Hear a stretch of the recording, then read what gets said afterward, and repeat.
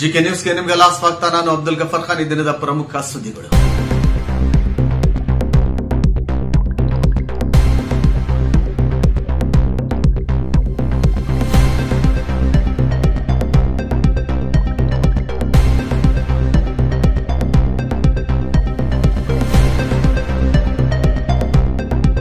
ವಿದ್ಯಾರ್ಥಿನಿಯರು, ಈಗಾಗಲೇ ತುಂಬಾ ಸಮಯ ಆಗಿದೆ. ನಾನು ಏನೇನ್ ಮಾತಾಡಬೇಕು ಅಂತ ಅನ್ಕೊಂಡಿದ್ನೋ ಆ ಮಾತುಗಳನ್ನೆಲ್ಲವನ್ನೂ ಕೂಡ ನಮ್ಮ ಅಶೋಕ್ ಸರ್ ಮತ್ತಾಮೇಲೆ ಶಂಕರಪ್ಪ ಸರ್ ಬಹಳಷ್ಟು ಚೆನ್ನಾಗಿ ಕಥೆಯ ಮೂಲಕ ಹೇಳಿದ್ರು. ಮಾತಾಡಬೇಕು ಅಂತಂದ್ರೆ ನಮ್ಮ ಅಶೋಕ್ ಸರ್ ನನ್ನನ್ನ ತುಂಬಾ ಭಾವುಕಳನ್ನಾಗಿ ಮಾಡಿದ್ರು. ಕಾರಣ ನಮ್ಮ ಮನೆಯವ್ರನ್ನ ನೆನೆದ್ರು. ಅವ್ರನ್ನ ನೆನೆಸ್ಕೊಂಡ್ರೆ ತುಂಬಾ ಭಾವುಕಳಾಗ್ತೀನಿ ನಾನು. ಇವತ್ತು ನಾವೇನೇ ಕಲ್ತಿದೀವಿ ಅಂತಂದ್ರೆ ಅದು ನಮ್ಮ ಮನೆಯವರಿಂದ. ಅವರಿಗೂ ಬಹಳಷ್ಟು ಧೈರ್ಯ ಇತ್ತು. ಏನೇ ಮಾಡ್ತೀನಿ ಅಂದ್ರೂ ಕೂಡ ಅದು ಮಾಡ್ಲೇಬೇಕು ಅಂತಕ್ಕಂಥ ಒಂದು ಛಲ ಇತ್ತು. ಆ ಛಲ ಇವತ್ತು ನಮ್ಮ ಮಕ್ಕಳಲ್ಲೂ ಕೂಡ ಬಂದಿದೆ. ಅವರ ಒಂದು ಹಾಕಿಕೊಟ್ಟಿರ್ತಕ್ಕಂಥ ಹಾದಿಯಲ್ಲಿ ನಾವು ಕೂಡ ನಮ್ಮ ಕುಟುಂಬದವರೆಲ್ಲರೂ ಕೂಡ ಸಾಮಾಜಿಕ ಒಂದು ಅಭಿವೃದ್ಧಿಗಾಗಿ ಶ್ರಮಿಸ್ತಾ ಇದ್ದೀವಿ. ಇನ್ನು ಮುಂದಿನ ದಿನಮಾನಗಳಲ್ಲಿ ಒಳ್ಳೊಳ್ಳೆಯ ಕೋರ್ಸ್ಗಳನ್ನ ತಗೊಂಡು ಬಂದು ಗ್ರಾಮೀಣ ಭಾಗದ ವಿದ್ಯಾರ್ಥಿಗಳಿಗೆ ಅನುಕೂಲ ಮಾಡಿಕೊಡ್ಬೇಕು ಅಂತಕ್ಕಂಥ ಉದ್ದೇಶವೇ ನಮ್ಮ ಗುರಿಯಾಗಿದೆ.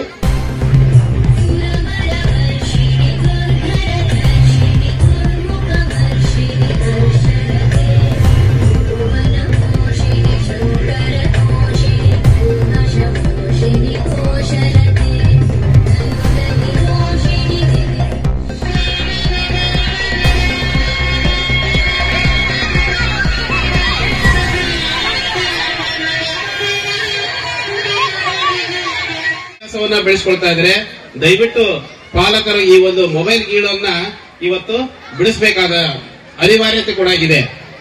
ಕೂಡಿ ಬಾಳಿದರೆ ಸ್ವರ್ಗ ಸುಖ ಎಂಬ ಒಂದು ಗಾದಿ ಮಾತಿದೆ.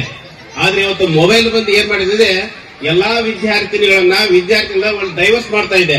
ಕುಟುಂಬದ ಪ್ರೀತಿಯಿಂದ ಖುದ್ದು ಮಾತನಾಡುವಂತಹ ಈ ಹವ್ಯಾಸವನ್ನ ಬದಿಗಿಟ್ಟು ಒಂದು ಮೂಲೆಯಲ್ಲಿ ಕೂತ್ಕೊಂಡು ಆ ಬರೀ ಮೊಬೈಲ್ ನೋಡುವಂತಹ ಹವ್ಯಾಸವನ್ನು ಇವತ್ತು ಬೆಳೆಸ್ಕೊಳ್ತಾ ಇದ್ದಾರೆ. ಇವತ್ತು ಕೂಡಿ ಬಾಳಿದ ಸ್ವರ್ಗ ಸುಖ ಅಲ್ಲ, ಮೊಬೈಲ್ ನಿಂದ ಇವತ್ತು ನಾವೆಲ್ಲರೂ ಕೂಡ ಇವತ್ತು ಹೊರಗಡೆ ಬರ್ತಾ ಇದ್ವಿ. ಸೊ ದಯವಿಟ್ಟು ಆ ಒಂದು ಮೊಬೈಲ್ ಅನ್ನ ಅವಾಯ್ಡ್ ಮಾಡುವಂತ ನಿಟ್ಟಿನಲ್ಲಿ ತಾವೆಲ್ಲರೂ ಕೂಡ ಶ್ರಮಿಸ್ರಿ ಅಂತ ಈ ಸಂದರ್ಭದಲ್ಲಿ ನಾನು ಹೇಳ್ತಾ ಇದ್ದೀನಿ. ಅದೇ ರೀತಿಯಾಗಿ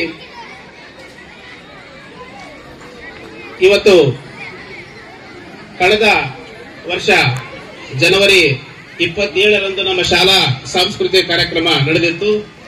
ಈ ಸಂದರ್ಭದಲ್ಲಿ ನಮ್ಮ ಲಿಂಗೈಕ ಅಧ್ಯಕ್ಷರಾದಂತಹ ಶ್ರೀಯುತ KM ತಿಪ್ಪೇಸ್ವಾಮಿ ಸರ್ ಅವರು ಇವತ್ತು ನಾವು ಅವ್ರನ್ನ ಕಳೆದು 344 ದಿನಗಳು ಇವತ್ತಾಗಿವೆ.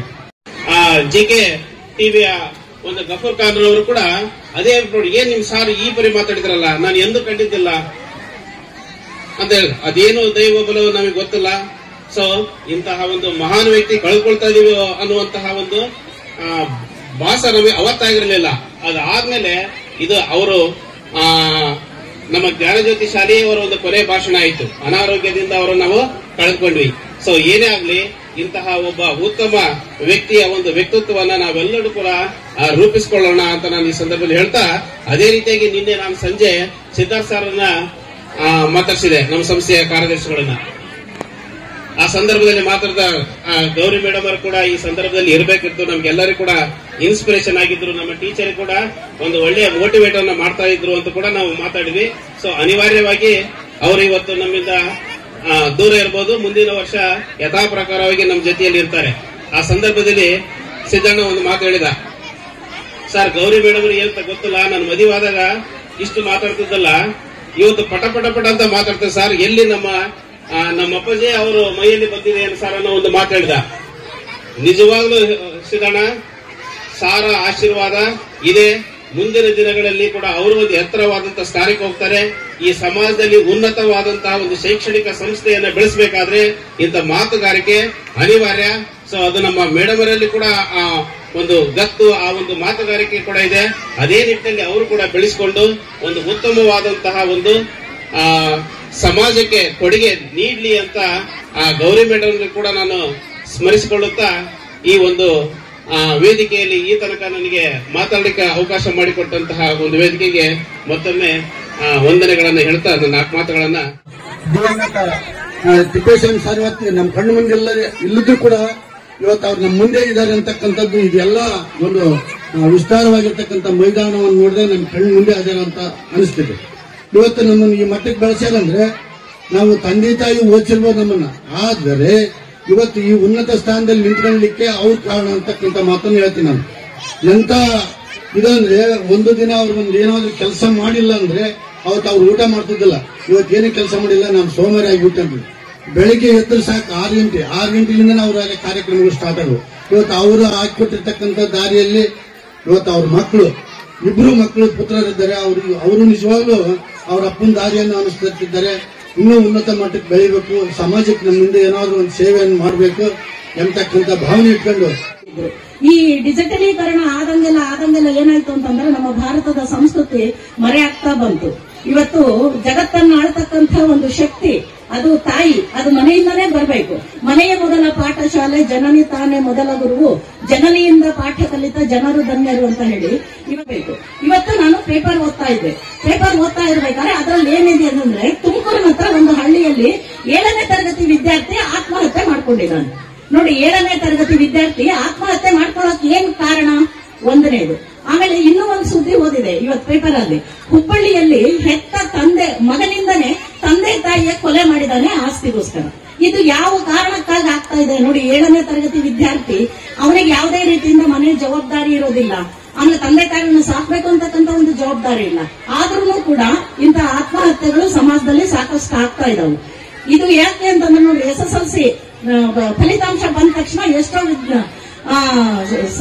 ಪೊಲೀಸ್ನವರು ನದಿ ತೀರದಲ್ಲಿ ಕಾಲ ಹಾಕ್ತಾರೆ ಪೊಲೀಸ್ನವ್ರನ್ನ. ಕಾರಣ ಏನು ಅಂತಂದ್ರೆ ಫೇಲ್ ಆಗಿರ್ತಕ್ಕಂಥ ವಿದ್ಯಾರ್ಥಿಗಳು ಆತ್ಮಹತ್ಯೆ ಮಾಡ್ಕೊಳ್ತಾರೆ ಅಂತ ಹೇಳಿ. ಈ ಮಕ್ಕಳಲ್ಲಿ ಏನಾಗಿದೆ ಅಂತಂದ್ರೆ ಜವಾಬ್ದಾರಿ ಇಲ್ಲ, ನಾನು ಮುಂದೆ ಬರ್ಬೇಕು ಅಂತಕ್ಕಂಥ ಒಂದು ಛಲ ಇಲ್ಲ, ತಾಳ್ಮೆ ಅಂತೂ ಮೊದಲೇ ಇಲ್ಲ ಈಗಿನ ಮಕ್ಕಳಲ್ಲಿ. ಇದಕ್ಕೆಲ್ಲ ಕಾರಣ ಅಂತಂದ್ರೆ ಹೆತ್ತ ತಂದೆ ತಾಯಿಗಳು. ದಯವಿಟ್ಟು ತಪ್ಪು ತಿಳ್ಕೊಬೇಡ್ರಿ. ಆಗ್ಲೇ ನಾನು ಹೇಳಿದೆ, ಜನನೇ ತಾನೇ ಮೊದಲ ಗುರು ಅಂತ ಹೇಳಿ. ಮನೆಯೊಳಗೆ ನಮ್ಮ ಭಾರತದ, ನಮ್ಮ ಕುಟುಂಬದ ಮೌಲ್ಯಗಳನ್ನ, ಸಂಸ್ಕಾರವನ್ನ ಮಕ್ಕಳಿಗೆ ಕಲಿಸ್ತಕ್ಕಂಥ ಕೆಲಸವನ್ನ ದಯವಿಟ್ಟು ನೀವು ಮಾಡ್ರಿ. ನೀವು ಮಕ್ಕಳ ಬಗ್ಗೆ ಯಾವಾಗ ಗಮನವನ್ನ ಕೊಡೋದನ್ನ ಕಡಿಮೆ ಮಾಡ್ತಿರೋ, ಈ ಮಕ್ಕಳು ಇಂಥ ಹಾದಿಯನ್ನ ಹಿಡಿಯೋಕ್ ಸಾಧ್ಯತೆ ಇದೆ.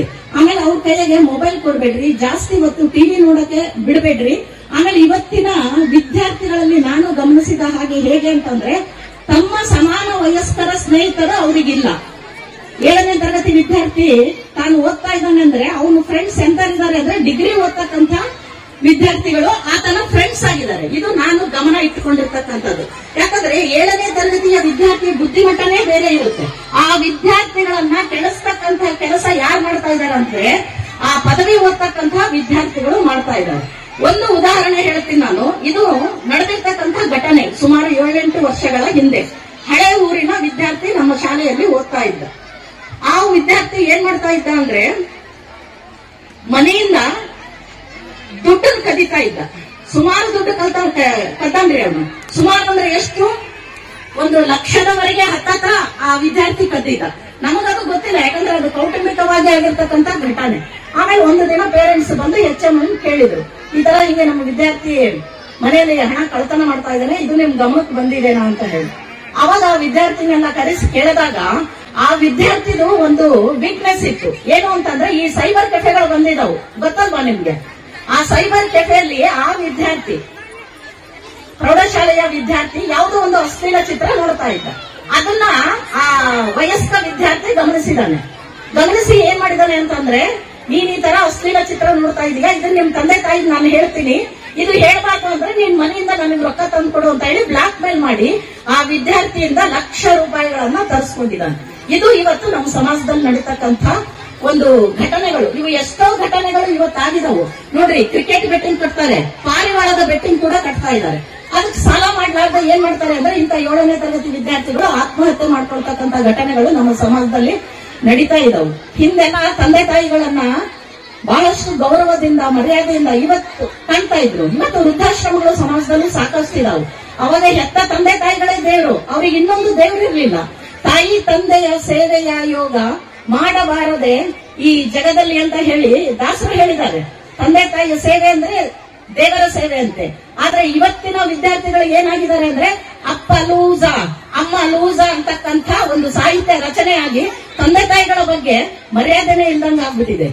ದಯವಿಟ್ಟು ನಮ್ಮ ಶಿಕ್ಷಕರ ಜವಾಬ್ದಾರಿ ಎಷ್ಟಿದೆನೋ ಪಾಲಕರ ಜವಾಬ್ದಾರಿ ಕೂಡ ಅಷ್ಟೇ ಇದೆ. ನಿಮ್ಮ ವಿದ್ಯಾರ್ಥಿಗಳ ಬಗ್ಗೆ ಅಂದ್ರೆ ನಿಮ್ಮ ಮಕ್ಕಳ ಬಗ್ಗೆ ಸಾಕಷ್ಟು ಸಮಯವನ್ನ ಕೊಡಿ, ಮಕ್ಕಳ ಬಗ್ಗೆ ಕಾಳಜಿಯನ್ನ ವಹಿಸ್ಕೊಡ್ರಿ. ಎಲ್ಲಿ ಹೋಗ್ತಾರೆ, ಏನ್ ಮಾಡ್ತಾರೆ, ಆಮೇಲೆ ಅವ್ರ ಪುಸ್ತಕದಲ್ಲಿ ಸ್ಕೂಲ್ಗೆ ತರ್ತಕ್ಕಂಥ ಬ್ಯಾಗ್ ನಲ್ಲಿ ಏನೇನಿದೆ ಅಂತಕ್ಕಂಥದ್ದನ್ನ ನೀವು ವಾರಕ್ಕೊಮ್ಮೆನಾದ್ರೂ ನೀವು ಅದನ್ನ ಚೆಕ್ ಮಾಡಬೇಕು.